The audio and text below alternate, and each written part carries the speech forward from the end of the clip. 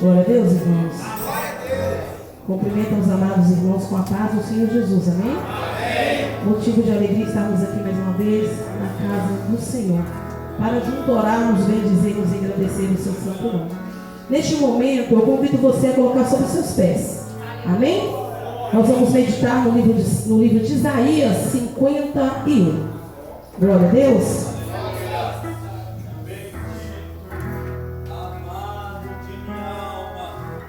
Aleluia.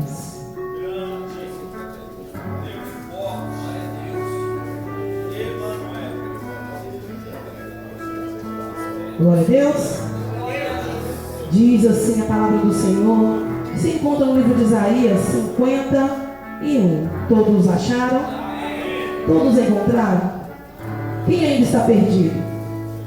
Jesus é o caminho, a verdade e a vida. E ninguém vai ao Pai a não ser por Ele, amém? Não ajuda ele aqui para mim? Isaías 51. Glória a Deus. Diz assim a palavra do Senhor, que se encontra em Isaías 51. Escutem-me, vocês que buscam a retidão e procuram o Senhor. Olhem para a rocha da qual foram cortados e para a pedreira da onde foram cavados. Olhem para Abraão, seu pai, para Sara, que lhes deu a luz. Quando eu chamei, ele era apenas um, e eu abençoei, e ele tornou muitos. Com certeza, o Senhor consolará Sião.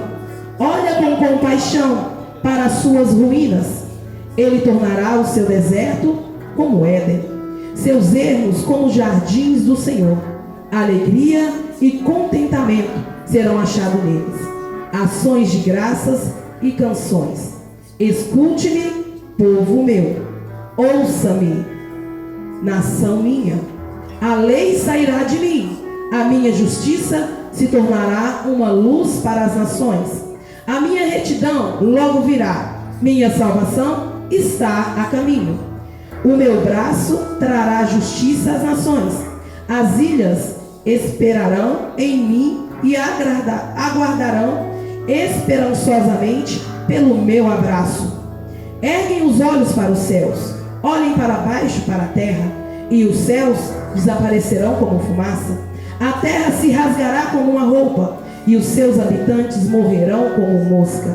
Mas a minha salvação durará para sempre. A minha retidão jamais falhará. Ouçam vocês, que sabem o que é direito, vocês, povo que tem a minha lei no coração. Não tenha censura de homens, nem fiquem atemorizados com seus insultos, pois a traça os comerá como uma roupa, vermes, e devorarão com a sua lã. Mas a minha retidão durará para sempre. A minha geração, a salvação é de geração em geração. Desperta, desperta, vestes-te de força.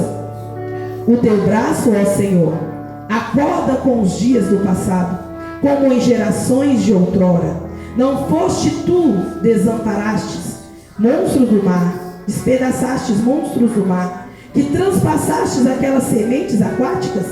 Não foste tu que secastes o mar, as águas em grandes abismos, que fizestes uma estrada e uma profundeza no mar, para os remidos pudessem atravessar?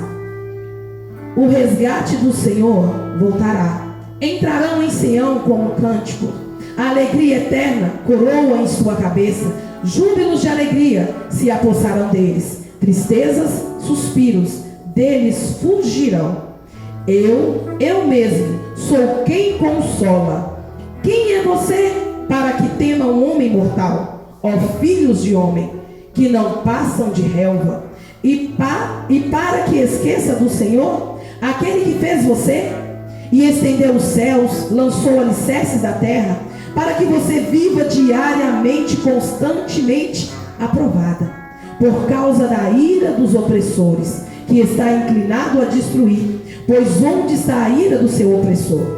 O prisioneiro escolhido logo será posto em liberdade. Não morrerá em sua masmorra, nem terá falta de pão, pois eu sou o Senhor, sou o seu Deus, que agita o mar para que as suas ondas rujam. O Senhor dos exércitos é o meu nome. Pus as minhas palavras em sua boca e cobri com a sombra das minhas mãos. Eu pus o céu no seu lugar e alicerces na terra, que digo a Sião: você é meu povo. Os irmãos podem assentar, amém? Glória a Deus. Aleluia.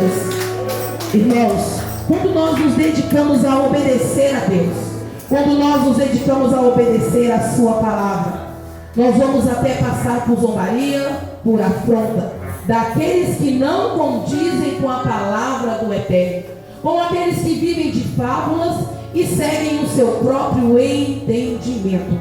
Mas aqueles que são direitos, aqueles que têm a palavra da lei guardada no seu coração, estes jamais se corromperão. Estes são levados a cativeiro, estes são oprimidos, estes são apontados e acusados. Muitos dizem por aí que ninguém taca uma pedra numa árvore que não tem fruto. Se alguém está te apontando, te acusando, é porque quer algo de você. A multidão oprimia o mestre. A multidão, por muitas das vezes, pegavam ali e chegavam diante dele, mas eles queriam só algo que ele tinha, não queria compromisso. O Senhor nesta noite está nos falando sobre o compromisso com a palavra dele, compromisso com a obra dele. Voltando a dizer para vocês mais uma vez, a maior obra do Senhor é você. Você é obra-prima dele. Nós lemos aqui que ele mesmo te fez. Ele é o seu dono. E quem é você para temer um homem mortal que diz qualquer coisa? O Senhor diz que na nossa boca ele colocou a própria palavra dele. Mas você que escolhe. Você tem o livre-arbítrio. Você quer ser um cooperador da obra? Ou você quer ser mais um Sambalate, Tobia ou Jéssica, para atrapalhar a obra do Senhor, para tirar a fé e a esperança daqueles que já a têm? Irmãos, o Senhor Jesus Cristo diz: eu sou o caminho, a verdade, a vida. Ninguém vem ao Pai a não ser por mim. Quando você é convencido do erro, não é por nada mais, nada menos do que pela palavra dele, edificado pelo Evangelho. E se você se propõe a ouvir e a obedecer, se você tem fé o suficiente, do tamanho de um grão de mostarda, é o suficiente para que você reconheça ele como o único, suficiente Salvador da sua vida e da sua alma. O Senhor Jesus veio com um propósito. Ele veio, irmãos, como está escrito aqui em Isaías 22. Sobre o ombro do Filho do Homem será colocado uma chave que abre porta que ninguém fecha, e uma chave que fecha a porta que ninguém abre. Que porta é essa, irmão? Será que é a porta estreita que te leva para o céu?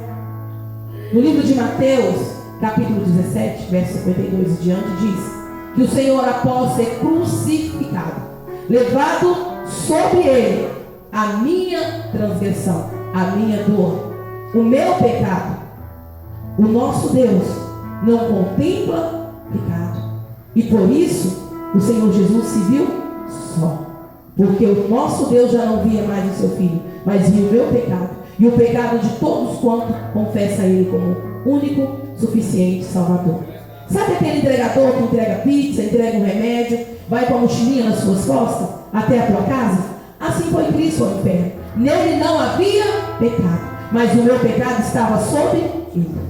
Da mesma forma que eu tiro uma veste suja e deixo lá, o Senhor Jesus foi até o inferno e entregou o meu pecado e o pecado de todos quanto creem no nome dele. E ali, irmãos, ele esteve nas partes baixas, aonde ele viu todos que estavam ali. E se você observar a palavra, ele ressuscitou o terceiro dia, após ministrar a sua palavra para aqueles que estavam no inferno. E a palavra dele diz que ele ressuscitou ao terceiro dia, trancou as portas do inferno, e todos que estavam ali ressuscitaram após ele.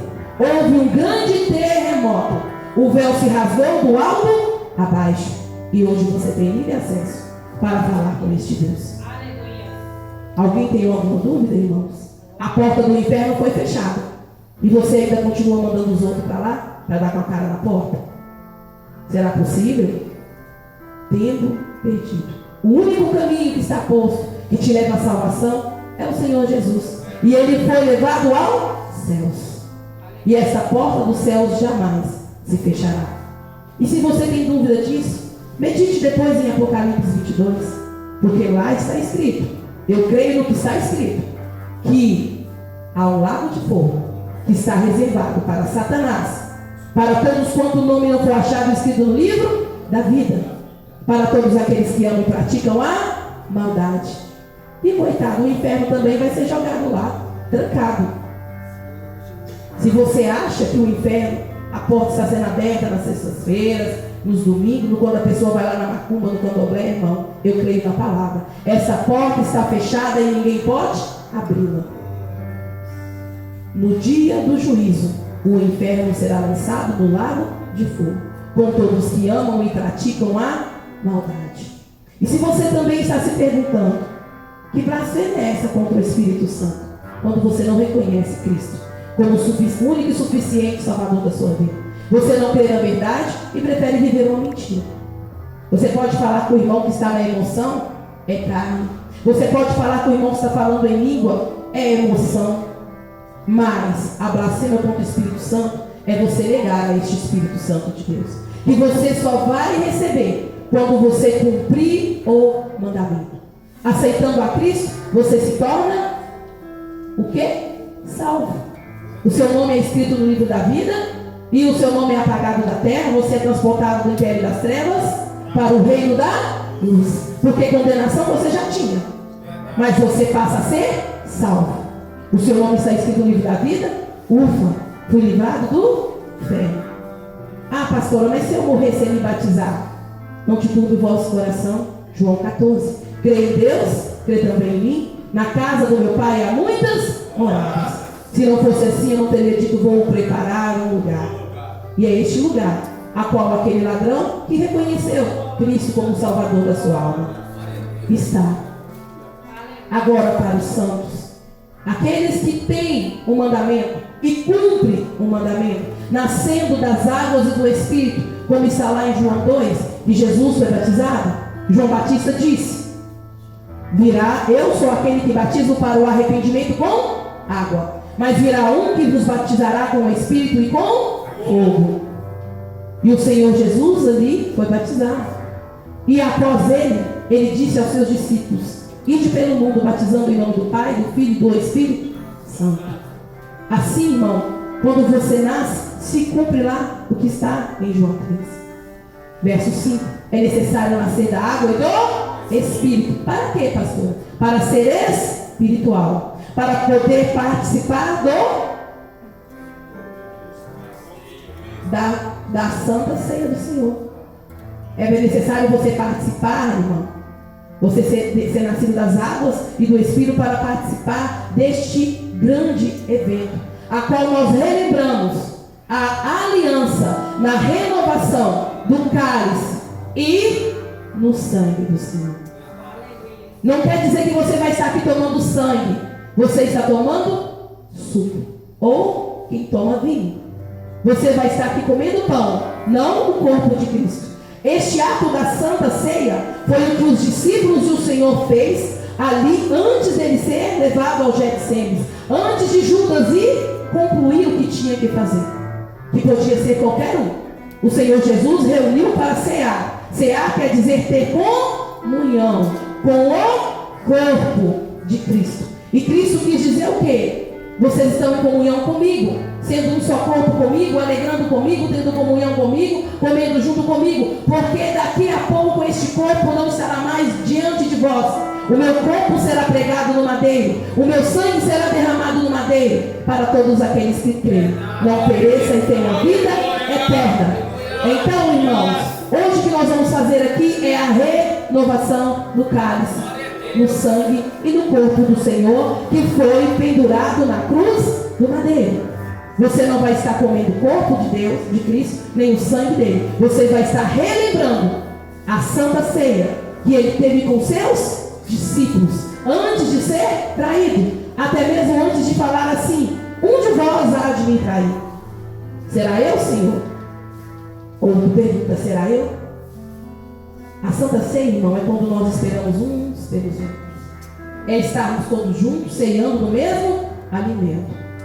E ali, Judas meteu a mão no prato, estando ele levando a mão na boca para comer o pão. Ele disse: será eu, Senhor? E o Senhor ainda estava respondendo a ele: aquele que meter a mão no prato junto comigo, este há de me trair. E quando Judas pergunta com a mão na boca: será eu? Vai, termina o que você já começou. Podia ter sido qualquer um. Sabe quem foi, irmão? Aquele que não ouviu, aquele que não atentou para as palavras do Senhor.